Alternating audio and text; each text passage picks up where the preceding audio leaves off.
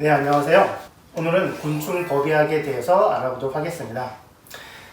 곤충 법의학은 이제 곤충의 분류, 생태, 생리학적인 기반, 지식을 기반으로 법적 판단이 필요한 여러 가지 문제를 해결하는 곤충 연구의 한 분야라고 할 수가 있습니다.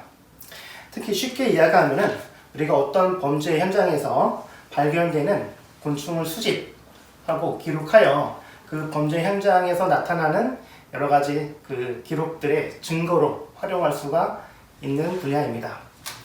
그래서 우리가 보통 여기서 보면은 우리가 범죄 현장에서 다양한 곤충들이 관찰이 되고 그 채집이 되는데요. 그 발견되는 곤충에 따라서 어떻게 알 수가 있는지 그런 내용을 설명해 드리도록 하겠습니다. 그 곤충 법의학의 시초라고 할 수 있는 기록은 그 중국에서 약 1235년경에 있었던 기록이 있습니다. 그 중국 기록에 의하면은 그 어떤 한 마을에서 그 낫으로 난자된 사체가 발견이 되는데요. 그 정황 증거로 봤을 때는 그 마을에서 그 범죄자가 있지만 실제로 정확한 증거를 찾을 수가 없었습니다. 그래서 그때 검시관이 마을 사람들을 모여놓고 자신의 농기구 낫을 자기 앞에다 내려놓고 기다리는 시간을 가졌는데요. 그 일정 시간이 지난 후에 한 농부의 낫에 파리가 모여든 것을 볼 수가 있었습니다. 그 파리가 모여든 것을 보고 그 검시관이 그 농부를 추궁해서 그 범죄에 관련된 내용을 자백받는 그런 기록이 있었고요. 최근에는 그 프랑스에서 나온 기록 중에 하나인데요. 그 어떤 한 농장의 집을 수리하면서 그 수리하는 과정 중에 벽속에서 소년의 사체가 나온 그 기록이 있습니다. 그 사체가 나오고 그 발견돼서 검시관들이 그 수리하는 그 집주인을 의심하고 그 기소를 하게 되었는데요. 그 과정을 연구하면서 그 검시관을 통해서 사체를 쪽을 찾아다 보니까 그 사체에서 나온 파리의 흔적을 가지고 바로 나온 사체가 아니라 이 시체가 죽은 지 약 7년 정도 경과했다는 그런 내용을 발견할 수가 있어가지고요. 그 집의 주인이 범인이 아니라 그 전 주인이 범인이었던 것을 밝혀낼 수 있는 그런 사례를 볼 수가 있습니다. 이런 곤충 법의학의 주요 목적은 사망 이후의 시간을 추정하는 데 있습니다. 그래서 보통 동물이 죽으면 보통 사체가 부패하고 그 부패 과정이 지나면서 동물들이 또는 곤충들이 모여들게 되는데요. 그 모여든 곤충들을 수집, 표본을 만들면서 어떤 정확한 그 범죄가 일어난 시간을 추측할 수가 있습니다. 사체가 범죄 현장에서 사체가 발견되면은 그 사체가 발견된 시간을 우리가 추측할 수가 있는데요. 총 5단계로 구분할 수가 있습니다. 첫 번째는 사체가 발생하는 시기, 동물이나 생물이 죽은 다음에 초기 단계를 말하는데요. 이때 날아오는 가장 처음에 찾아오는 곤충은 파리 종류가 가장 많이 찾아오게 됩니다. 특히 검정파리라든지 또는 쉬파리라고 하는 그런 곤충들이 찾아오고 그 곤충이 찾아오면 사체에서 노출된 피부 중에서 그 습기가 많고 연약한 부분, 특히 입이라든지 코 또는 귀 등 점액질이 충분하고 그런 곳에 찾아와서 알을 낳는 행동을 보입니다. 그래서 이 시기에 관찰되는 곤충들을 알 수가 있고요. 2단계로 넘어가면은 시체가 팽창하는 단계를 관찰할 수가 있습니다.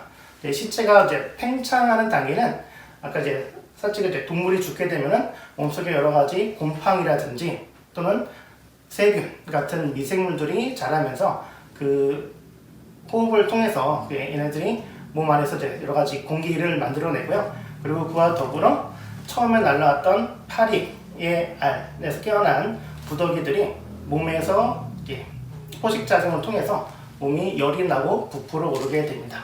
그 시기에 가장 많이 볼 수 있는 곤충으로는 파리의 애벌레, 즉 구더기들이 두 번째 시기에 관찰이 되도록 되는 내용으로 볼 수가 있고요. 세 번째 단계로 넘어가면은 부패 과정으로 넘어가게 됩니다. 이 부패 과정은 사체 전반적으로 피부가 검게 변하거나 또는 가스가 그러니까 미생물이라든지 곰팡이에 의해서 가스가 발생하고 악취가 심하게 나는 시기입니다. 이제 이 시기가 되면은 아까 처음에 왔던 파리의 애벌레들은 이제 구더기에서 번데기로 넘어가는 과정이고요. 그 후에 찾아오는 곤충들은 이제 딱정벌레 종류들이 많이 찾아오게 됩니다. 주로 이 시기에 관찰되는 딱정벌레들은 우리가 흔히 성장벌레 또는 반날개라고 하는 곤충들이 관찰이 되고요. 이 곤충들은 이제 시체를 갉아먹거나 아니면은 그 주변에 모이는 여러 가지 곤충들을 잡아먹는 그런 곤충들이라고 할 수가 있습니다. 예, 이제 3단계 부패 과정이 끝나고 네, 4단계로 넘어가면요. 이제 부패가 끝나고 건조 단계라고 할 수가 있습니다. 이 건조 단계는 이제 사체가 발생한 지 꽤 오랜 시간이 지난 단계로 우리가 보통 고기의 뼈와 그 가죽만 남는 시기라고 할 수가 있습니다. 이 뼈와 가죽이 남는 시기에는 주로 관찰되는 곤충은 수시렁이라고 하는 이제 곤충이고요. 이런 수시렁이과에 속하는 곤충들은 주로 가죽을 갉아먹고 피해를 주는 곤충이라고 할 수가 있습니다. 그리고 마지막으로 이제 5단계에 가면은 백골화 단계라고 할 수가 있고요. 보통 피부도 다 분해되고 뼈만 남는 시기입니다. 이 시기에는 이제 대부분 처음에 찾아왔던 곤충들은 이제 흔적을 발견할 수가 없고요.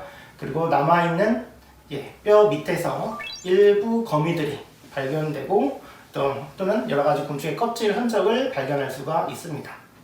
곤충법의학에서 우리가 채집된 곤충을 가지고 아까 얘기했듯이 그 시간이라든지 장소를 유추를 하는데요. 그런 것들이 어떤 과정을 통해서 진행되는지 간단히 알아보도록 하겠습니다. 우리가 이제 사치에서 가장 쉽게 채집되는 곳들은 이제 보통 요 파리의 애벌레 단계, 이제 구더기라고 할 수가 있고요.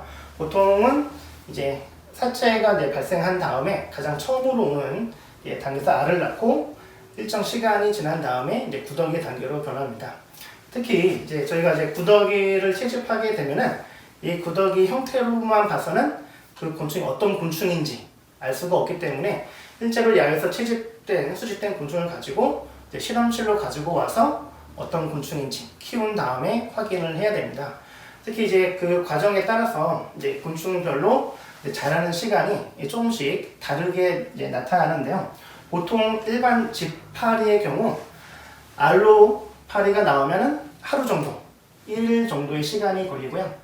그리고 나서 애벌레 단계로 나오게 됩니다. 애벌레 같은 경우는 이제 성장하는 단계에 따라서 이제 1년, 2년, 3년까지 탈피하는 과정에 따라서 구분이 되고요. 요 3년까지 걸리는 시간은 보통 한 5일에서 6일 정도가 소요가 됩니다. 그래서 5, 6일 정도 자라게 되고 그 후에 이제 다음 단계로 이제 번데기 과정을 거치는데요. 보통 사체 속에서 구더기들이 자란 다음에 번데기 같은 경우는 그 안에서 번데기가 되는 게 아니라 그 사체를 뚫고 나와서 이제 주변에 건조한 장소로 옮기게 됩니다. 그래서 건조한 장소로 옮기게 되면은 피부가 단단해지면서 이제 번데기화 되고요. 이 번데기화 되고 나서 이제 성충까지 걸린 이제 자라는 시간은 보통 5일에서 7일 정도 변하는 시간을 이제 갖게 되고요. 그런 다음에 이제 성충으로 나오게 됩니다. 근데 성충으로 나오면은 보통 그 자리에 이제 다시 알을 낳을 수 있는 사체가 있으면 또 한번 알을 낳게 되고 그렇지 않은 경우는 다른 장소로 이동을 하게 됩니다. 그래서 이제 완전히 성충에 나왔을 때 우리가 이제 그 곤충이 다른 도감이라든지 다른 곤충과 비교를 해서 이제 정확한 종을 알 수가 있고요. 그리고 나서 이 성장하는 과정을 통해서 그 발견된 곤충의 단계에 따라서 사체가 발생한지 얼마의 시간이 지났는지도 알 수가 있습니다. 그래서 이런 것들이 중요한 이유는 그 범행이 발생하는 시기에 어떤 이제 범죄자가 용의자를 이제 규정할 때도 그 시간을 유추할 수가 있고요. 그리고 이 나오는 파리 같은 경우 예를 들어서 파리를 들었지만 이제 특정 지역에서만 사는 파리들이 있습니다. 예를 들어서 나왔던 파리가 도시에서 사는 이제 파리인데 그 사체는 시골에서 발생을 했다. 이제 그런 경우에 이 사체가 이제 범죄 현장이 이 발견된 장소가 아니라 다른 지역에서 이동되었다는 것을 우리가 이제 추측할 수가 있고요. 네, 그런 것들을 취합해서 이제 범죄 사건을 해결하는데 많은 도움이 됩니다. 특히 이제 그 현장에서 발견되는 이제 파리 같은 경우는 이제 시간을 추출할 때 성충 같은 경우는 언제든지 날아올 수 있기 때문에 그 성충이 발견된 거를 가지고 이 시간이 기본적으로 열흘 이상 지났다 이렇게 예측을 할 수는 없고요. 보통 성충이 나왔을 때 이 곤충의 특징 중에 하나는 날개가 완전히 펼쳐진 상태가 아니라 날개가 접혀져서 번데기에서 나오기 때문에 날개가 접혀진 그 파리의 성충이 발견되면은 이 그 파리가 그 사체에서 자라가지고 나왔던 증거로 활용이 될 수가 있습니다. 그래서 우선 이제 파리 같은 경우는 그렇고요. 이제 그 두 번째 나오는 이제 곤충들은 일정의 이제 파리가 떠나간 후에 주로 나오는 것들로 송장벌레 또는 그 반날개라고 하는 곤충이 있습니다. 그 송장벌레나 반날개는 좀 딱정벌레의 종류고요. 그 주변에 있어서 사체가 발생된 지 한 일주일에서 열흘 사이가 지나면은 이제 찾아오는 곤충이고요. 그런 곤충들을 통해서 우리가 그 사체 곤충들을 통해서 이러한 사체의 어느 부패 단계, 아까 전에 설명한 부패 단계가 어떤지도 이제 확인할 수가 있습니다. 그리고 이제 보통 이제 곤충이 오게 되면은 여기에서 이 곤충들뿐만 아니라 그 직접 그 시체를 먹는 곤충이 아니라 또 이 파리라든지 또는 탁정벌레에 찾아오는 기생벌 또는 기생파리들도 그러한 이제 채집이 되고요. 그런 것들을 통해서 보다 정확하게 사건의 시간이라든지 그런 장소를 우리가 유추를 할 수가 있습니다. 그 곤충을 가지고 이제 범죄 시간을 우리가 추측할 수 있다고 했는데요. 단순히 이 채집된 곤충만 가지고서는 정확한 시간을 추측하기는 좀 힘듭니다. 우리가 이제 이런 사건에서 정확한 이제 시간을 추측하기 위해서는 그 채집된 곤충뿐만이 아니라 그 주변의 환경이라든지 또는 그 이물질 등이 어떻게 이제 배치되어 있는지 그런 것들을 알아야 되는데요. 이러한 이제 그 필요한 정보로는 다음과 같은 것이 있습니다. 그래서 사체가 집 또는 뭐 바닷가 같은 주변 환경이 어떤지, 그리고 주변에 있는 여러 가지 초목들, 뭐 풀밭이라든지 또는 나무가 울창한 숲이라든지, 그리고 그 시체가 발견된 토양이 뭐 일반적인 흙인지 아니면은 모래밭인지, 그리고 그 당시의 날씨 같은 경우도 시체의 그런 시간을 추출하는데 큰 영향을 주고요. 법의 곤충학에서 사용되는 주로 관찰되는 곤충의 특징을 한번 탐구해 보도록 하겠습니다. 그 법의 곤충학에서 활용되는 곤충은 각각의 사체를 먹이로 하기 때문에 뭐 그 행동에 따라서 뭐 구기의 형태 또는 몸의 형태가 다를 수가 있고요. 그리고 사체 내부와 외부로 다니는 그 다리 또는 그 호흡하는 방식 등에서 여러 가지 모습을 보여주고 있습니다. 그래서 이 사체에서 발견된 여러 가지 곤충들을 준비된 현미경으로 관찰하고 그 특징을 한번 기록해 보도록 하겠습니다. 그럼 지금부터 아까 설명한 그 파리의 한사리 과정을 현미경으로 한번 관찰해 보도록 하겠습니다. 앞에 준비된 것들은 애벌레, 번데기, 성충의 단계로요. 각각의 순서대로 한번 보도록 하겠습니다. 현미경 볼 때는 보통 곤충 위에서 이런 불빛으로 보고요. 그리고 이제 실제로 들여다보면은 굉장히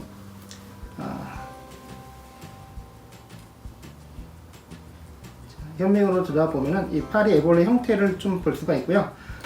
파리 같은 경우는 구기 부분이 뾰족하고 날카롭게 생겼고요. 혹시 엉덩이 부분은 되게 둥그렇고 뭉툭하게 생겼습니다. 다음을 관찰할 거는 이제 번데기고요. 이 번데기는 얇은 껍질로 이루어져 있고 그 안에 그 파리의 형태를 한 번데기가 또 들어있는 이중 번데기 구조로 되어 있습니다.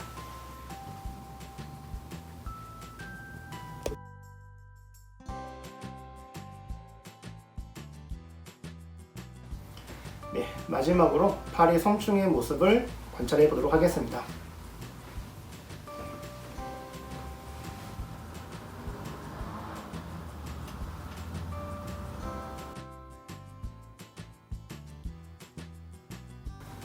파리 이외에 다른 곤충들도 채집되는데요. 이 딱정벌레목 곤충들은 다음 기회에 한번 관찰해 보도록 하겠습니다. 자, 오늘 곤충 법의학 수업을 흥미있게 들었나요? 우리 주변에서 보는 작은 곤충이 범죄 현장에서는 중요한 증거 자료로 활용될 수 있다는 것이 놀랍지 않나요? 평상시 스쳐 지나가는 것이라도 주의 깊게 관찰하는 습관을 가지는 것도 좋을 듯 합니다. 이상으로 오늘 수업을 마치도록 하겠습니다.